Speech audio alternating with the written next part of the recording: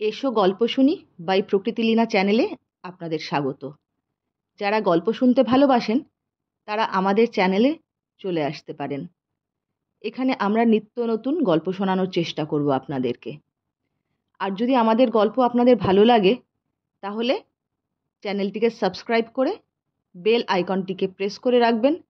তাহলে নতুন গল্প চ্যানেলে এলেই তার খবর পৌঁছে যাবে আপনাদের কাছে। তাহলে আজকে আর দেরি না করে শুরু করা যাক আজকের নতুন গল্প। আজকের গল্প সুকুমার রায়ের বিখ্যাত পাগলা দাশু সিরিজের প্রথম গল্প, পাগলা দাশু। আমাদের স্কুলে যত ছাত্র তাহার মধ্যে এমন কেহই ছিল না যে পাগলা দাশুকে না চিনে।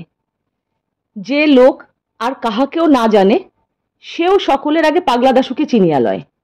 সেবার একজন নতুন দারোয়ান আসিল, এক্কেবারে আনকোড়া পাড়া গেয়ে লোক। কিন্তু প্রথম যখন সে পাগলা দাশুর নাম শুনিল তখনই সে আন্দাজে ঠিক ধরিয়া লইল যে এই ব্যক্তিই পাগলা দাশু। কারণ তার মুখের চেহারায়, কথাবার্তায়, চলন চালনে বোঝা যাইত যে তাহার মাথায় একটু ছিট আছে। তাহার চোখ দুটো গোল গোল, কান দুটো অনাবশ্যক রকমের বড়, মাথায় এক বস্তা ঝাঁকড়া চুল। চেহারাটা দেখিলেই মনে হয় ক্ষীণদেহ খর্বকায়, মুন্ডু তাহে ভারী, যশোরের কই যেন নরমূর্তিধারী। সে যখন তাড়াতাড়ি চলে অথবা ব্যস্ত হইয়া কথা বলে তখন তাহার হাত পা ছড়ার ভঙ্গি দেখিয়া হঠাৎ কেন জানি চিংড়ি মাছের কথা মনে পড়ে। সে যে বোকা ছিল তাহা নহে। অঙ্ক কষিবার সময়, বিশেষত লম্বা লম্বা গুণ ভাগের বেলায় তাহার আশ্চর্য মাথা খুলিত। আবার এক এক সময় সে আমাদের বোকা বানাইয়া তামাশা দেখিবার জন্য এমন ফন্দি বাহির করিত যে আমরা তাহার বুদ্ধি দেখিয়া অবাক হইয়া থাকিতাম। দাশু অর্থাৎ দাশরথী যখন প্রথম আমাদের স্কুলে ভর্তি হয় তখন জগবন্ধুকে আমাদের ক্লাসের ভালো ছেলে বলিয়া সকলে জানিত। সে পড়াশোনায় ভালো হইল, তাহার মতো অমন একটি হিংসুটে ভিজে বেড়াল আমরা আর দেখি নাই। দাশু একদিন জগবন্ধুর কাছে কি একটা ইংরাজি পড়া জিজ্ঞাসা করিতে গিয়াছিল। জগবন্ধু পড়া বলিয়া দেওয়া দূরে থাকুক, তাহাকে বেশ দু কথা শোনাইয়া বলিল, আমার বুঝি আর খেয়ে দে কাজ নেই। আজ একে ইংরেজি বোঝাবো, কাল ওর অঙ্ক কষে দেব, পরশু আরেকজন আসবেন আরেক ফরমাইশ নিয়ে, ওই করি আর কি। দাশু সাংঘাতিক চটিয়া বলিল, তুমি তো ভারী ছ্যাঁচড়া ছোট লোক হে। জগবন্ধু পণ্ডিত মশাইয়ের কাছে নালিশ করিল, ওই নতুন ছেলেটা আমাকে গালাগালি দিচ্ছে। পণ্ডিত মশাই দাশুকে এমনই দু চার ধমক দিলেন যে সে বেচারা একেবারে দমিয়া গেল। তারপর কয়দিন দাশু জগবন্ধুর সহিত কথাবার্তা কহে নাই। পণ্ডিত মশাই রোজ ক্লাসে আসেন আর যখন দরকার হয় জগবন্ধুর কাছে বই চাইয়া লন। একদিন তিনি পড়াইবার সময় উপক্রমণিকা চাইলেন। জগবন্ধু তাড়াতাড়ি তাহার সবুজ কাপড়ের মলার দেওয়া উপক্রমণিকাখানা বাহির করিয়া দিল। পণ্ডিত মশাই বইখানি খুলিয়াই হঠাৎ গম্ভীর হইয়া জিজ্ঞাসা করিলেন, বইখানা কার? জগবন্ধু বুক ফুলাইয়া বলিল, আমার। পণ্ডিত মশাই বলিলেন, নতুন সংস্করণ বুঝি? বইকে বই এক্কেবারে বদলে গেছে। এই বলিয়া তিনি পড়িতে লাগিলেন, যশবন্ত দারোগা, লোম হর্ষক ডিটেকটিভ নাটক। জগবন্ধু ব্যাপারখানা বুঝিতে না পারিয়া বোকার মতন তাকাইয়া রহিল। পণ্ডিত মহাশয় বিকট রকমের চোখ পাকাইয়া বলিলেন, স্কুলে আমার আদুরে গোপাল, আর বাড়িতে বুঝি নৃসিংহ অবতার। জগবন্ধু আমতা আমতা করিয়া কি যেন বলিতে যাইতেছিল, কিন্তু পণ্ডিত মহাশয় এক ধমক দিয়া বলিলেন, থাক থাক, আর ভালো মানুষই দেখিয়ে কাজ নেই, ঢের হয়েছে। লজ্জায় অপমানে জগবন্ধু দুই কান লাল হইয়া উঠিল। আমরা সকলেই তাহাতে বেশ খুশি হইলাম। পরে জানা গেল যে এটি দাশু ভাইয়ার কীর্তি। সে মজা দেখিবার জন্য উপক্রমণিকার জায়গায় ঠিক ওই রকম মলার দেওয়া একখানি বই রাখিয়া দিয়াছিল। দাশুকে লইয়া আমরা সর্বদাই ঠাট্টা তামাশা করিতাম এবং তাহার সামনেই তাহার বুদ্ধি ও চেহারা সম্বন্ধে অনেক অপ্রীতিকর আলোচনা করিতাম। তাহাতে বিরক্ত হওয়া দূরে থাকুক, বরং তাহার ভাবগতিক দেখিয়া মনে হইত যেন সে বেশ আমোদ পাইতেছে। এক এক সময় সে নিজেই উৎসাহ করিয়া আমাদের মন্তব্যের উপর রং চড়াইয়া নিজের সম্বন্ধে নানা রকম অদ্ভুত গল্প বলিত। একদিন সে বলিল, ভাই, আমাদের পাড়ায় যখনই কেউ আমসত্ত্ব বানায় তখনই আমার ডাক পড়ে, কেন জানিস? আমরা বলিলাম, খুব আমসত্ত্ব খাস বুঝি?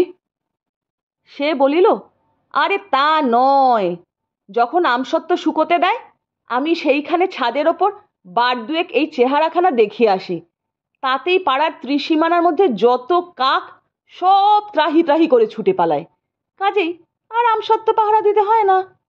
প্রত্যেকবার ছুটির পরে স্কুলে ফিরিবার সময় দাশু একটা না একটা কাণ্ড বাঁধাইয়া আসে। একবার সে হঠাৎ পেন্টুলুন পরিয়া স্কুলে হাজির হইল।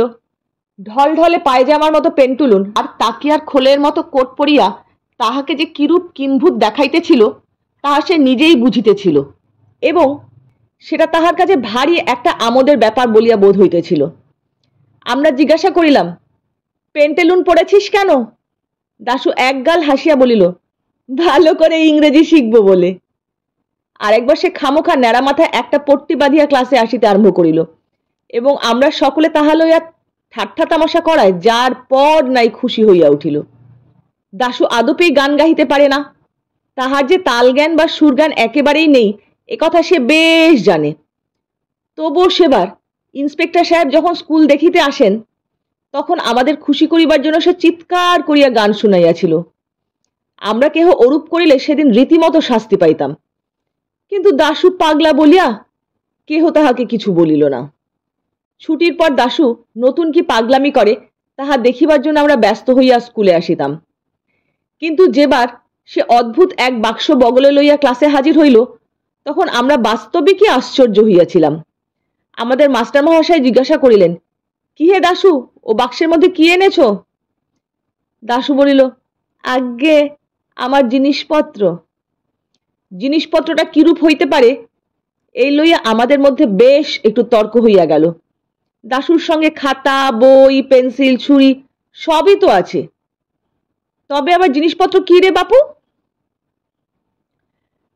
দাশুকে জিজ্ঞাসা করিলাম। সে সরাসরি কোনো উত্তর না দিয়া বাক্সটিকে আঁকড়াইয়া ধরিল এবং বলিল, খবরদার, আমার বাক্স তোমরা কেউ ঘেটো না।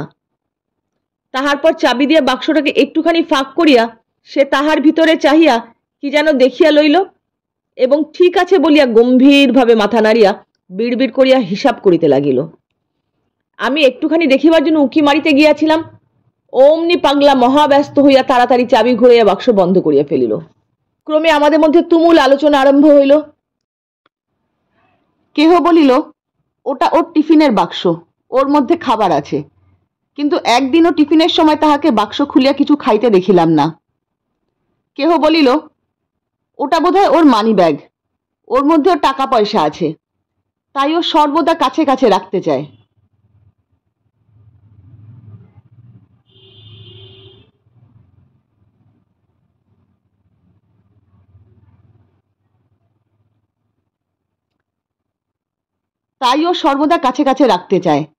আরেকজন বলিল, টাকা পয়সার জন্য অত বড় বাক্স কেন?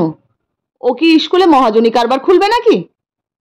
একদিন টিফিনের সময় দাশু হঠাৎ ব্যস্ত হইয়া বাক্সের চাবিটা আমার কাছে রাখিয়া গেল আর বলিল, ওটা এখন তোমার কাছে রাখো, দেখো হারায় না যেন, আর আমার আসতে যদি একটু দেরি হয় তবে তোমরা ক্লাসে যাওয়ার আগে ওটা দারোয়ানের কাছে দিয়ে দিও। এই কথা বলিয়া সে বাক্সটা দারোয়ানের জিম্মায় রাখিয়া বাহির হইয়া গেল। তখন আমাদেরও উৎসাহ দেখে কে, এতদিনে সুবিধা পাওয়া গিয়াছে, এখন হতভাগা দারোয়ানটা একটু তফাৎ গেলেই হয়। খানিক বাদে দারোয়ান তাহার রুটি পাকাইবার লোহার উনানটি ধরাইয়া কতগুলো বাসনপত্র লইয়া কলতলার দিকে গেল। আমরা এই সুযোগের অপেক্ষায় ছিলাম। দারোয়ান আড়াল হওয়া মাত্রই আমরা 5-7 জনে তাহার ঘরের কাছে সেই বাক্সের উপর ঝুঁকিয়া পড়িলাম। তারপর আমি চাবি দিয়া বাক্স খুলিয়া দেখি বাক্সের মধ্যে বেশ ভারী একটা কাগজের পোটলার ন্যাকড়ার ফালি দিয়া খুব করিয়া জড়ানো। তারপর তাড়াতাড়ি পোটলার প্যাঁচ খুলিয়া দেখা গেল তাহার মধ্যে একখানা কাগজের বাক্স, তার ভিতরে আর একটা ছোট পোটলা। সেইটি খুলিয়া একখানা কার্ড বাহির হইল। তাহার এক পিঠে লেখা, কাঁচকলা খাও, আর এক পিঠে লেখা, অতিরিক্ত কৌতূহল ভালো নয়। দেখিয়া আমরা উহার মুখ চাওয়াচাওয়ি করিতে লাগিলাম। সকলের শেষে একজন বলিয়া উঠিল, ছোকরা আচ্ছা যা হোক, আমাদেরকে বেজায় ঠকিয়েছে। আরেকজন বলিল, যেমন ভাবে বাঁধা ছিল তেমনি করে রেখে দাও, সে যেন টের না পায় যে আমরা খুলেছিলাম। তাহলে সে নিজেই জব্দ হবে। আমি বলিলাম, বেশ কথা, ও ছোকরা আসলে পরে তোমরা খুব ভালো মানুষের মতো বাক্সটা দেখতে চেয়ে বলো আর ওর মধ্যে কি আছে সেটা বারবার করে জানতে চেয়েও। তখন আমরা তাড়াতাড়ি কাগজপত্রগুলি বাঁধিয়া আগেকার মতো পোটলা পাকাইয়া বাক্সে ভরিয়া ফেলিলাম। বাক্সে চাবি দিতে যাইতেছি, এমন সময় হো হো করিয়া একটা হাসির শব্দ শোনা গেল। চাহিয়া দেখি পাঁচিলের উপরে বসিয়া পাগলা দাশু হাসিয়া কুটি কুটি। হতভাগা এতক্ষণ চুপি চুপি তামাশা দেখিতেছিল আর আমাদের কথাবার্তা সমস্ত শুনিতেছিল। তখন বুঝিলাম আমার কাছে চাবি দেওয়া, দারোয়ানের কাছে বাক্স রাখা, টিফিনের সময় বাইরে যাওয়ার ভান করা, এই সমস্তই তাহার শয়তানি। আসলে মতলবটি আমাদের খানিকটা নাচাইয়া তামাশা দেখানো। খামোখা আমাদের আহাম্মক বানাইবার জন্যই সে মিছিমিছি এ কয়েকদিন ধরিয়া ক্রমাগত একটা বাক্স বহিয়া বেড়াইতেছে। সাধে কি আর বলে পাগলা দাশু? ধন্যবাদ এতক্ষণ ধৈর্য ধরে আমার সঙ্গে থাকার জন্য। কেমন লাগলো পাগলা দাশু সিরিজের প্রথম গল্প পাগলা দাশু? ইচ্ছে রইল দাশু সিরিজের বাকি গল্পগুলো আপনাদের কাছে নিয়ে আসার। যদি আপনাদের ভালো লাগে অবশ্যই জানাবেন, আমি সিরিজের বাকি গল্পগুলোও নিয়ে আসবো আপনাদের কাছে। তাহলে আজকের মতো আর কি বলবো, ভালো লাগলে লাইক, শেয়ার এবং সাবস্ক্রাইব করতে ভুলবেন না। সাথে বেল আইকনটিও প্রেস করে দেবেন, তাহলেই আমি হাজির হয়ে যাব আপনাদের কাছে। মতন আসি, টাটা।